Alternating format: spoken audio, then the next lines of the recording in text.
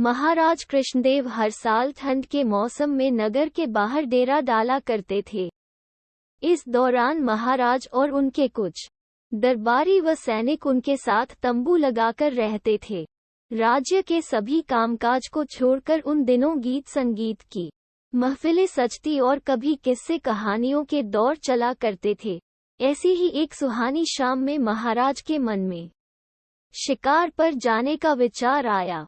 महाराज ने दरबारियों से कहकर शिकार की तैयारियां शुरू करवाई।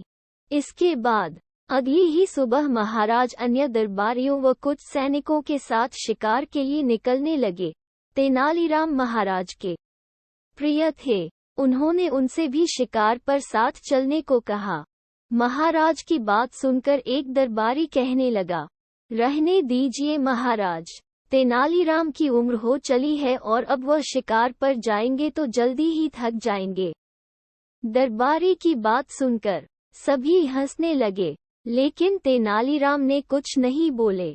इतने में महाराज ने तेनालीराम से कहा कि वह दरबारियों की बातों पर ध्यान न दे और उनके साथ शिकार पर चले।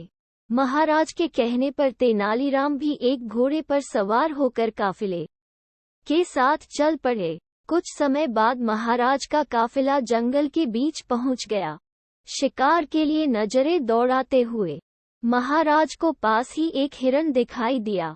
हिरन पर निशाना साधने के लिए जैसे ही राजा ने तीर कमान पर चढ़ाया, हिरन वहां से भागने लगा और महाराज अपने घोड़े पर उसका पीछा करने लगे। महाराज को हिरन के पीछे जाते देख अन्य दरबारियों के साथ तेनालीराम भी महाराज का पीछा करने लगे। जैसे ही महाराज ने हिरन पर निशाना साधा, वो एक घनी झाड़ियों में जाने लगा। महाराज निशाना लगाने के लिए हिरन के पीछे झाड़ियों में जाने लगे। तभी तेनालीराम ने पीछे से महाराज को रुकने के लिए आवाज दी। तेनालीराम की आवाज से महाराज का ध्यान भंग हो गया और उनका निशाना चूक गया। हिरन के झाड़ियों में जाते ही महाराज ने पलटकर गुस्से से तेनालीराम को देखा। महाराज ने तेनालीराम को डांटते हुए पूछा कि आखिर उसने उन्हें झाड़ियों में जाने क्यों नहीं दिया। नाराज होते हुए राजा कृष्णदेव ने कहा कि उसके चलते हिरन का शिकार नहीं हो पाया। महाराज की डांट सुनने पर भी तेनालीराम चुप्पी साधे रहे। महाराज के चुप होने पर तेनालीराम ने एक सैनिक को पेड़ पर चढ़कर झाड़ियों के उस पार देखने को कहा। तेनालीराम के कहने पर सैनिक ने देखा कि वह हिरन जिसका महाराज पीछा कर रहे थे, वो कटीली झाड़ियों में फंसा हुआ है और बुरी तरह से लहूलुहान है। काफी देर तक प्रयास करने के बाद भी वह हिरन उन कटीली झाड़ियों से निकल पाया और लड़खड़ाते हुए जंगल की ओर भाग गया।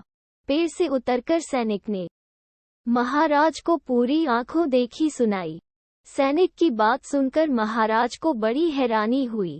उन्होंने तेनालीराम को पास बुलाया और उससे पूछा कि क्या उसे पहले से पता था कि वहां कटीली झाड़ियां हैं।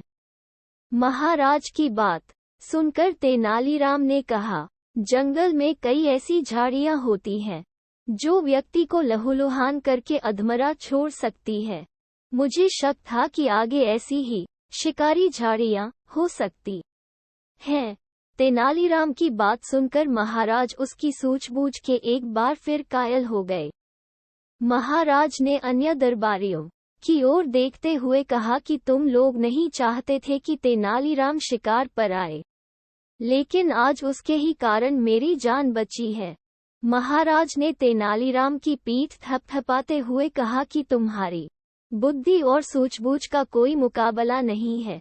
कहानी की सीख, जल्दबाजी में उठाए गए कदम कई बार हमें नुकसान पहुंचा सकते हैं। इसलिए परिस्थिति व आसपास की चीजों को देखते हुए ही सूझबूझ से काम करना चाहिए।